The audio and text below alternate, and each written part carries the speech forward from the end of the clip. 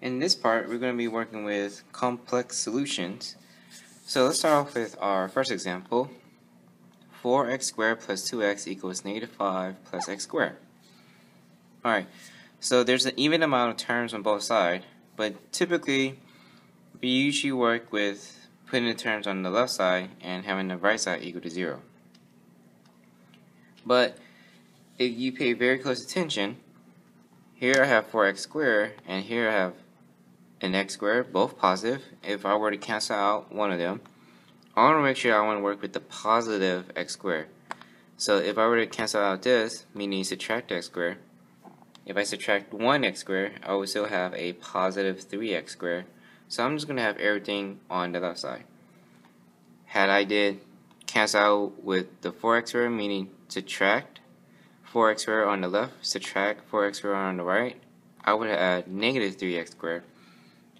And again, try to avoid with less negatives. So we're going to have everything cancel out from the right side and then bring them to the left side. So my x squared, the opposite is negative x squared. So I'm going to do it over here, negative x squared. And then the opposite of negative 5 is plus 5, plus 5.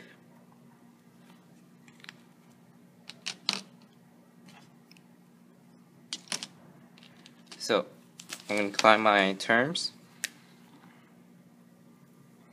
4x squared minus 1x squared would be 3x squared. Now 2x and 5 are different terms, so I'm just going to bring down the plus 2x, bring down the plus 5, equal to 0. And then my ABC. A is 3, B is 2, and C is 5. Alright, now next I'm going to plug in to the quadratic formula, filling in ABC. So it will be x equal negative from the formula, then 2 plus and minus 2 squared minus 4 times my a, which is 3, and then times my c, which is 5,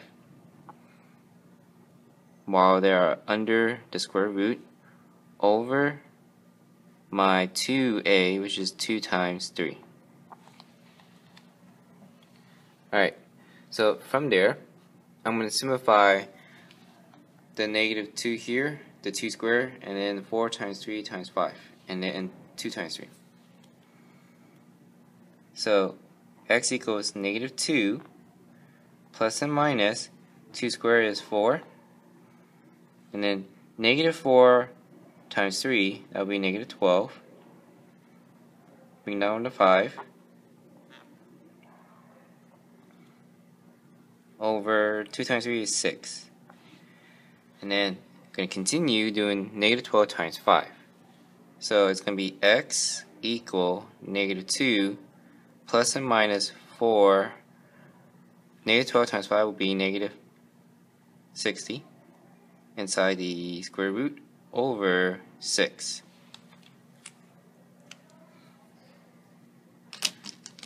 Alright. Then I'm going to bring it over here. X equal negative 2 plus and minus 4 minus 60. That's going to be negative, so negative 56 inside the square root over 6.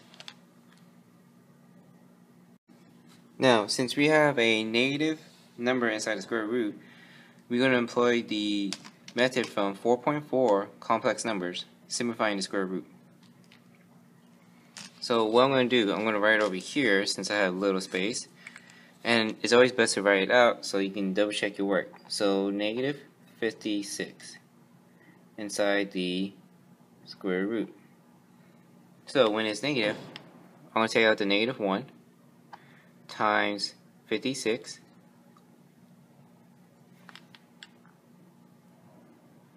and then just like before, I'm going to simplify into 2 square roots. So negative 1 times the square root of 56. So square root of 1 square root of negative 1, sorry, times the square root of 56. Then I can actually break down 56 with a perfect square number.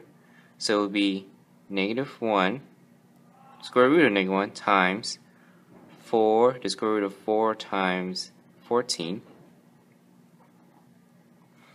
Then I can break these two into two more square roots, so it's going to be square root of negative 1 times square root of 4 times square root of 14.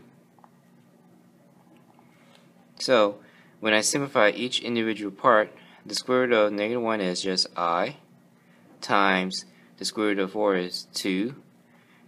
I can't simplify the square root of 14, nor I can't break 14 into where a number is a perfect square, so this will stay the same.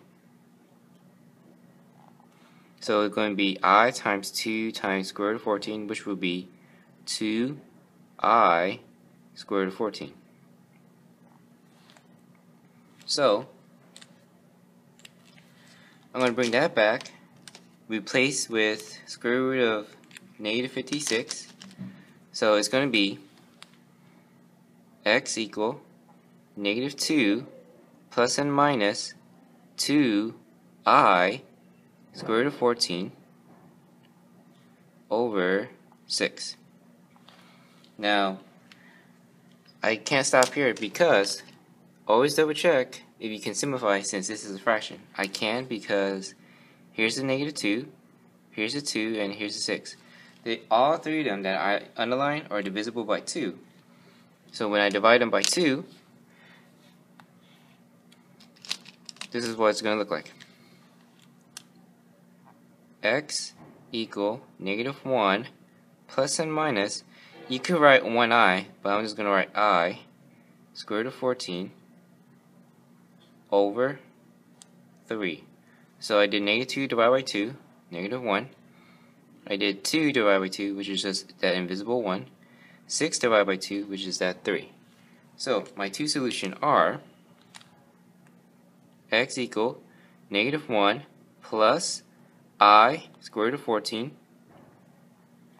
over 3. And my second solution is x equals negative 1 minus I square root of 14 over 3. So those are our two solutions with the example that has a negative number inside the square root, therefore working with complex solutions. So to review, when you're simplifying the square root, always write it on the side. It's always best to see the work, to double check, and when you write it out, you can get partial credit on a test or say on a quiz. In this next example, we have 6x squared minus 2 equals negative 4 minus 6x. So what I'm going to do is going to have everything on the left side and make the right side equal to 0. So I'm going to cancel out the negative 4 by adding 4 here, adding 4 here. To cancel out the negative 6x, I'm going to add 6x here, add 6x here. Alright. Now, 6x squared and 6x are two different terms, so I cannot combine them. So that means I'm just going to have them side by side. So 6x squared first plus 6x, and then I'm going to do negative 2 plus 4, which will be plus 2 equal to 0.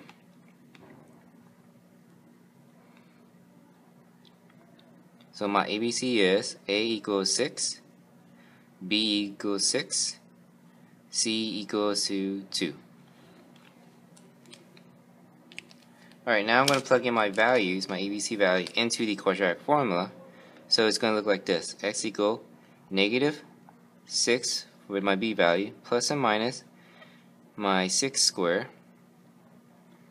minus 4 times 6, which is my A, and my C is 2, while being inside the square root, over 2 times A, so 2 times 6. So next, I'm going to simplify everything. So x equals my negative 6 plus and minus 6 squared is 36. And then negative 4 times 6 will be negative 24 with the times 2. still inside the square root, over 2 times 6 will be 12. And then I'm going to continue simplifying with the negative 24 times 2. So it will be x equals negative 6 plus and minus 36. Negative 24 times 2, that's going to be negative 48 inside the square root over 12. So when I simplify 36 minus 48, this is what I'm going to have. X equal negative 6 plus and minus 36 minus 48 will be negative 12 inside the square root over 12. Alright, so since I have a negative number inside the square root, I'm going to actually have to simplify it with complex numbers. So negative 12 inside the square root. So just like before, I want to separate negative 1 from 12, so it's going to be negative 1 times 12.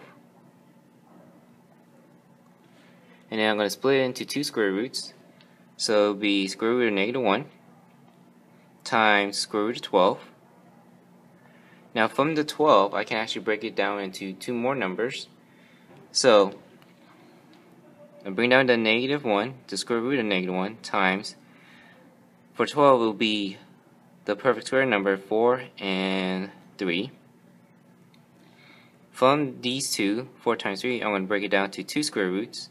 So I still have the square root of negative 1 times square root of 4 times square root of 3. Now I'm going to simplify to the square root of negative 1, which is just I. The square root of 4 is just 2. And then the square root of 3, I can't do anything, so I just bring it down. So I times 2 times square root of 3 will be 2I square root of 3. And then I'm going to bring it back over here. So it's going to be x equals negative 6 plus and minus 2I square root of 3 over 12.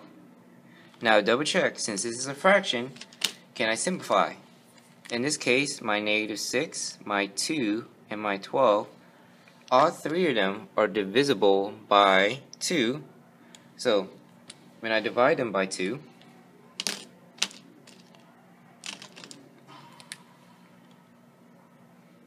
negative 6 divided by 2 would be negative 3, plus and minus 2I divided by 2 would be 1I, or just I with the square root of 3, over 12 divided by 2 will be just 6.